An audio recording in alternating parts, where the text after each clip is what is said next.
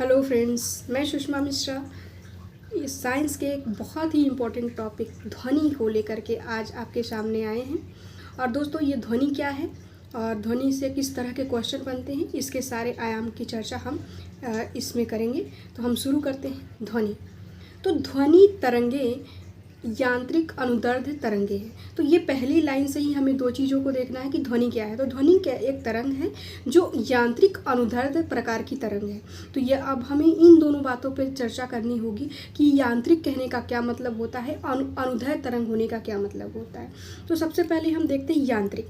ऐसी तरंगे जिनके संचरण के लिए किसी माध्यम की आवश्यकता होती है उसे हम यांत्रिक तरंग यानी मैकेनिकल वेव कहते हैं। यानी अगर कोई भी माध्यम नहीं है तो वहाँ पे ध्वनि संचरित नहीं होती। जैसे कि अगर मान लीजिए हम चंद्रमा पे जाते हैं तो हम एक दूसरे की बात को सुन नहीं पाते, क्योंकि वहाँ ध्वनि को संचरित करने के लिए कोई माध्यम नहीं पाया जाता। और तो अब हम देखते हैं कि अनुदैर्घ्य तरंग होने का क्या मतलब होता है।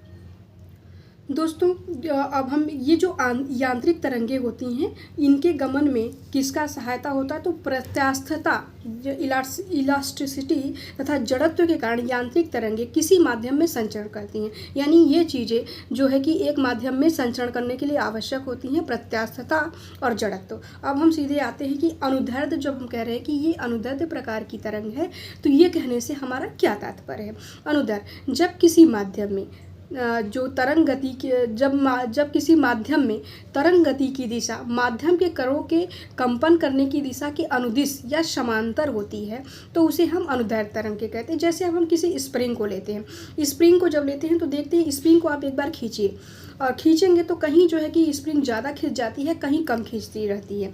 तो इस तरह के जो जहाँ पे मतलब अगर मान लीजिए जैसे दूरी है तो उसको हम बेललन, और जहाँ पे जो है कि घनी होती है उसको हम संपीड़न कहते हैं। तो ये होती है या अनुदैर्घ्य कहने का मतलब होता है। दोस्तों, अब हम आते हैं ध्वनि तरंगों के कितने प्रकार होते हैं। ध्वनि तरंगे तीन प्रकार की हम देख सकते हैं, अपश्रव्य तरंगे, श्रव्य तरंग और पराश्रव्य तरंगे। तो सबसे पहले हम श्रव्य ध्वनि तरंगों के बारे में बात करते हैं। दोस्तों, श्रव्य ध्वनि तरंगे आप इनके मतलब इनके नाम से ही समझ सकते हैं कि जिस ध्वनि को मानव सुन सकता है, जिस ध्वनि को हम सुनते हैं उसी को हम श्रव्य ध्वनि कहते हैं। हमारे आसपास दोस्तों ऐसी बहुत सारी ध्वनियाँ होती हैं कि जिसे हम सुन नहीं पाते, हमारे कान सुनने में सक्षम नहीं होते। हम केवल 20 हर्ट्ज से लेकर के 20,000 हर्ट्ज तक की ध्वनि को ही सुनने में सक्षम होते हैं, और इसी रेंज की ध्वनि को हम श्रव्य ध्वनि तरंगों के अंतर्गत रखते हैं। इस ध्वनि की इस आवृत्ति की तरंगों को ही हम सुन सकते हैं, इसके अलावा नहीं। तो ये हमारे श्रव्य ध्वनि। आगे हम बढ़ते हैं दोस्तों, अब हम दूसरी ध्वनि अपश्रव्य यानी इंफ्रासोनिक वेव के बारे में बात करेंगे। ये जो 20 हर्ट्ज से नीचे की जो ध्वनि तरंगे होती हैं, कितने हर्ट्ज से, 20 हर्ट्ज से नीचे की जो ध्वनि तरंगे होती हैं उन्हीं को हम अपश्रव्य तरंगे कहते हैं।